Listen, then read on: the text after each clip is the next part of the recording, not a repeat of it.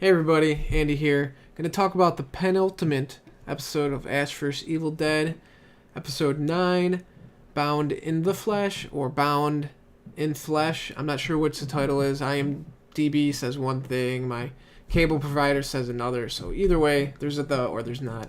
Not a big deal. This episode is chock full of nostalgia and very overall exciting, interesting, very good episode leading into our final series. It's not the series finale because they're making a season 2, I hear. Season finale. So this episode starts off with Ash vs. Evil Ash. Just where we ended. You get it. That scene is awesome.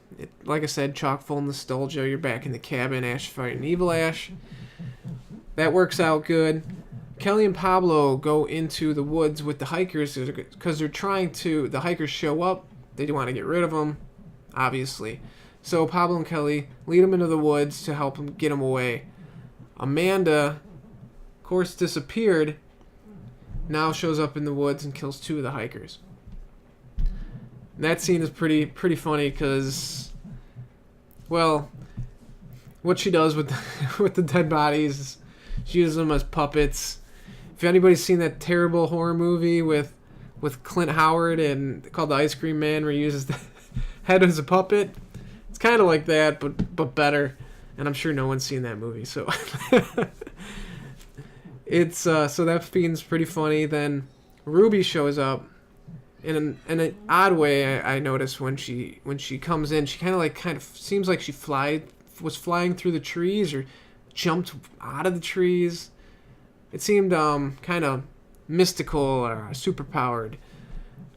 So that kind of, we've been seeing that the whole series from her, little hints that she probably isn't human. So we have one hiker still alive who has a broken leg. We have Pablo, Kelly, Ruby.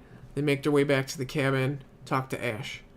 They decide to all work together to destroy the Necronomicon and stop the Deadites and all that sort of stuff. Ash agrees, so what he needs to do, I guess, is cut the face off the Necronomicon and then present the book to whoever to get rid of it. So he does this, throws the face of the book across the room, and presents the book to Ruby kind of reluctantly. Ruby starts reading incantations, and then right away something's not right. The face of the book lodges itself onto Pablo's face, and Ruby states that she is the one that wrote the book, and that's how this episode ends. So Ruby is obviously some sort of mystical being, because if she actually wrote the book, she's been alive forever, or she's just come back from the dead, or who knows. But she is not a human being. We have Amanda still roaming around somewhere as a Deadite. And then we have Pablo with the Necronomicon face on top of his face. So he kind of looks like Leatherface right now. Screaming because it hurts apparently, or it's attacking him, or whatever it's doing.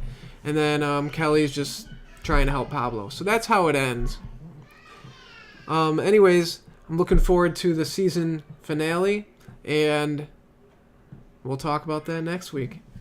Thanks for watching, guys. My name's Andy. I'll check you later.